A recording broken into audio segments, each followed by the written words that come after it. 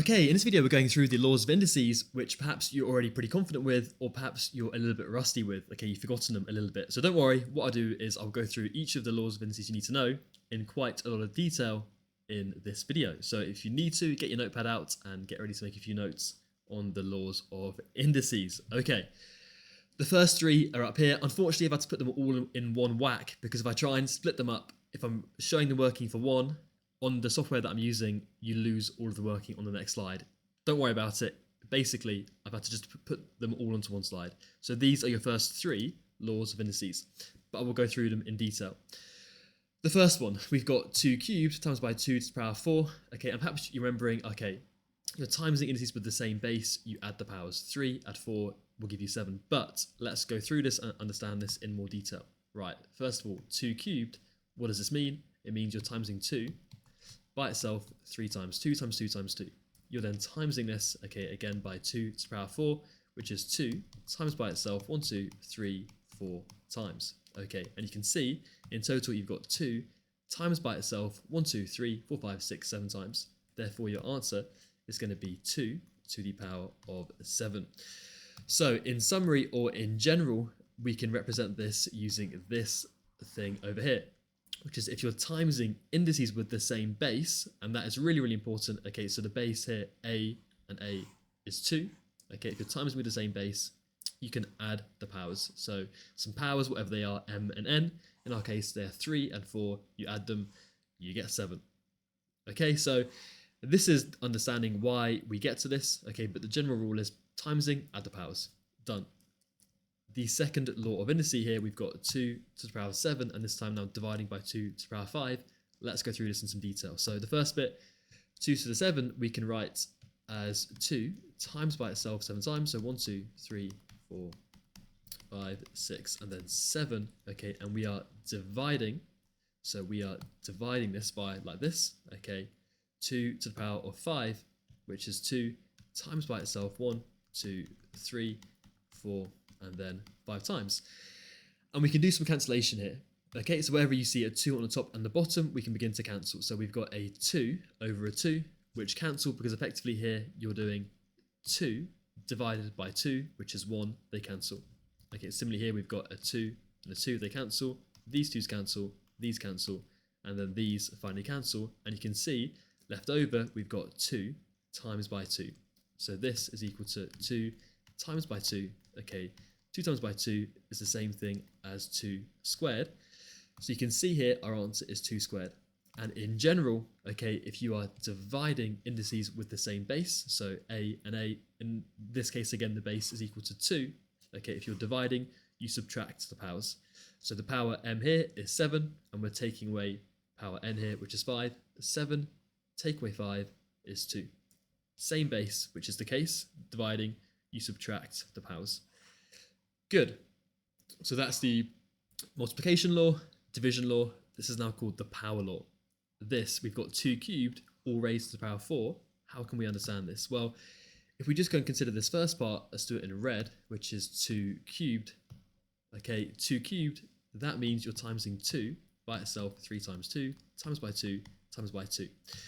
Now, the definition of raising something to a power is you times your number, which in this case is 2 cubed, by itself that many times. So you're timesing this number 2 times 2 times 2 by itself 4 times. So this here is one lot of times. Okay, we've got to do it 4 times in total. So we've got to go and times it again by 2, by 2, by 2, times it again by 2, by 2, by 2, times it again by 2, by 2, by 2. So we're getting really, really cramped, but you can see, okay, we're timesing a number by itself 1, 2, 3, and then 4 times.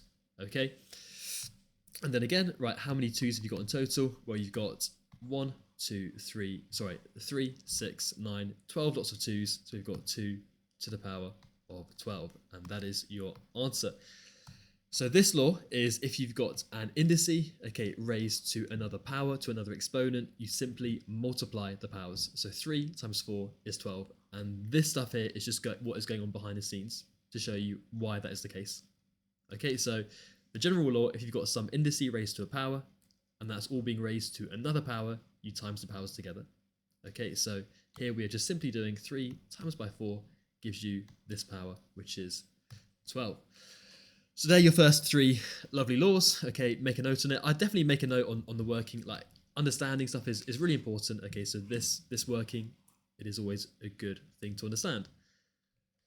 Okay, on to our next laws. Number 4, okay, which is when you've got something raised to a negative power. So to understand, right, this 2 to the power of negative 1, let's rewrite this a little bit differently. And this might seem a bit crazy to begin with, but just bear with me. I can write this, so 2 to the power of negative 1, I'm going to write differently, right? I'm going to write this as this 2 to the power of 4 divided by 2 to the power of 5. This means the same thing. This is the same thing as this, because we've just learned from rule number 2, if you are dividing indices with the same base, so the base here is 2, you can take away the powers. 4 take away 5 is negative 1. Okay? But you're going to see that writing it like this helps us to really understand what is going on with the general rule. Okay, so if we go and look at this bit now, let's do this in blue. If I look at the first part, which is 2 to the power of 4, that's going to be 2 times by itself, 1, 2, 3, and then 4 times, and we are dividing it by, okay, so we are dividing by 2 to the power of 5, which is 2 times by itself, 1, 2, 3, 4, and then 5 times, and then similarly again, we can do some cancellation, right? We can cancel these 2's, 1, these 2's, these 2's, and then these 2's. You can see, right, on the top, there's nothing left, right? These 2's have all cancelled with these 2's to effectively give you 1. Because if you think about it, right, 2 times 2 times 2 times 2 is equal to 16. You've done 16 divided by 2 times 2 times 2 times 2, which is 16, which is 1. So on the top, we've got 1 over, and we've got this 2 left over. So we've got a 2 on the bottom. And so we can see that 2 to the power of negative 1 is the same thing as 1 over 2. And the key thing here is if you have a indice raised to a negative power, you take the reciprocal of that. So here, the general rule is if you have a number, in this case, which is number 2, negative power always means reciprocal, which means you go 1, always 1 over that number to the power given. Okay, so 1 over the number here is 2, and you raise it to the power that is given, which is just 1 in this case, so 2 to the power of 1, which is just 1 over 2.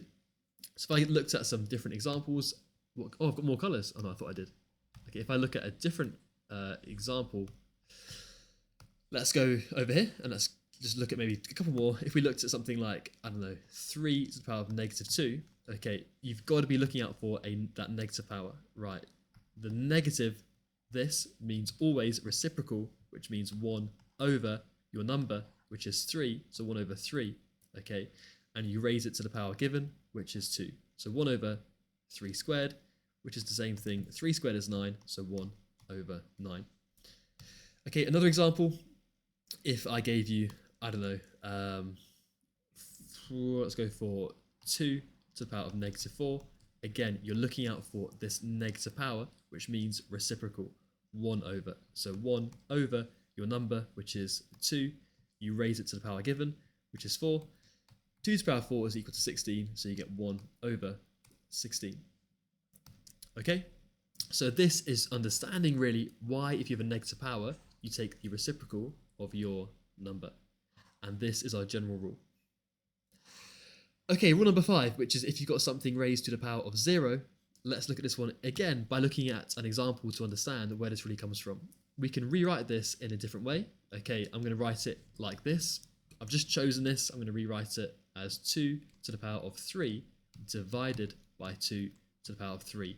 Why have I done that? Well, I've just chosen this because, well, again, we know from our division law, if you're dividing indices with the same base, the base here is 2, you're dividing, you subtract the powers. 3, take away 3 is 0. This means exactly the same thing as this. I've just rewritten it in a funky way to show you why the rule is what it is in a second. Okay, so that's good. So we can now, right, if we go and look at the first part, which is 2 cubed, right, that's the same thing as 2 timesing it by 2. Oh, my pen's going a bit glitchy. Timesing it by 2, timesing it by 2, and we are dividing by, so we're dividing that by 2 cubed again, okay, which is 2 timesing it by 2, timesing it by 2. And then using our cancellation, right, these cancel, these cancel, these cancel. Okay, you can think of this as being, well, 2 times 2 times 2 is equal to 8. You're dividing by 2 times 2 times 2, which is 8. 8 divided by 8 is 1. Okay, so everything cancels. You're left over with 1, which is good. So you can see here, right, if you raise something or anything to the power of 0, so if you raise any number to the power of 0, it is always equal to 1. And this stuff here is showing you why that is the case. Any number to the power of 0 is equal to 1. Good. We've then got rule number 6, which is your fractional power law, where your numerator is 1 in this case. Okay, and you just need to know for the time being that if you have a number raised to a fractional power, you are taking the root of that number. So you can see here, this is a fraction. Okay, it means you're taking the root of your number, which is 4, and the root that you take is the denominator of that fraction, which is 2. So we're taking the square root of 4, because this number is 2. We're taking the square root of 4. Normally, right, when you write the square root, you don't actually write the 2 there, because not writing it and writing it means the same thing, but I'm writing here just because why not? And the square root of 4 is equal to 2, but it could be plus or minus 2, right? Because plus 2 squared, 2 times 2 is 4, negative 2 times by negative 2 is also 4. Okay, so there we go. And the general rule here is, right, if you're taking a number here, a is 4, and you put it to a fractional power where the numerator is 1, okay, fractional power means rooting, so you're rooting your number to the power of the denominator. So the root of 4 in this case is equal to plus or minus 2. So we've looked at the first 6 laws, the multiplication law, division law, the power law, negative power law, zero power law, and now the fractional power law, where your numerator is 1.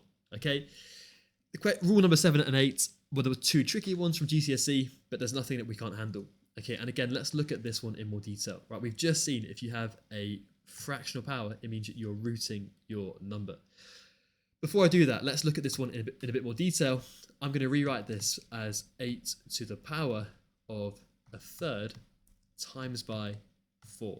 Okay, so right, this here means the same thing as this. And to make it really, really clear, I'm just going to put this bit here in brackets. Right, I've just rewritten 4 over 3 as a third times by 4, because a third times by 4 is 4 over 3. So this means the same thing as this. Okay, now we've just seen, right, if I kind of look at this a bit differently, if I go and write 8 to the power of 1 over 3, so I'm considering this part first of all, okay, and then timesing it by 4. And again, these mean the same thing. This is actually the power law now. So rule number 3 that we looked at, I've just written this a bit differently, right? I put the power with this 8, timesing it by 4. This and this and this all mean the same thing. But we've just seen, right, if you have a fractional power where your numerator is 1, okay, you simply root that number, which is 8, and the root that you take is the denominator of that fraction, which in this case is 3, so the cube root of 8, okay, and that is in the bracket, and then this is actually being raised to the power of 4, which you can see, so this is being put to the power, you could write times 4, you don't need to, but just to the power of 4, okay, so, well, the cube root of 8 is 2, because 2 times 2 times 2, 3 times by itself is equal to 8, so we've got 2 is the bit in bracket, and that's being raised to this power, which is to the power of 4. 2 to the power of 4 is 2 times 2 times 2 times 2, which is equal to 16. Okay, so this is actually showing you, right, breaking it a little bit down further, why, if you have some number, in this case our number is 8, and you raise it to a fractional power, but your numerator is bigger than 1, all you need to know, okay, well, you need to just understand, if you have this, you root your number, and the root that you take is the denominator of the fraction. So in this case, n was 3. We took the cube root of 8, and then you just simply raise all of this to the numerator, which is 4. So we took the cube root of 8, put it to the power of 4. 2 to the power of 4 was 16. But I think this bit here just shows us nicely why, if the numerator is bigger than 1, we just have to end up putting your number to that power. Okay, so I think quite a nice way of looking at it. And then last but not least, right, question number 8 is just building it a little bit further on from question number 7. okay, we now know if we have a negative power, straight away, if you see negative power, you've got to think to yourself reciprocal, which means 1 over your number, okay, to the power that is given in the question, which is 4 over 3. And we've just evaluated, okay, that this part here, let's go and highlight this in green, right, 8 to the power of 4 over 3, that's horribly done, right, this part here, this, 8 to the power of 4 over 3, okay, which same thing as this, was equal to the number 16. So basically, right, you just go and consider this part, okay, which we've just seen as 16, because 8 to 4 over 3 is the same thing as here. So we can go and say this is equal to 1 over 16. So just negative power means you need to take the reciprocal of your number and then apply the power law. So your number, a negative power, fractional power where your numerator is bigger than 1, reciprocal 1 over, and then this bit is the same as this part over here. Okay, and I believe, right, that is it for the laws, I think. It is. Okay, so that is it for an introduction to the laws of indices. What I will do is, because in the next video, I'm just going to go through the textbook worked examples, I'm going to link some slightly easier questions that are in my GCSE playlist that use these laws of indices. So if you feel like that's going to be useful to you, I will link that in the description for you to go through. Okay, but that should be good. Thank you.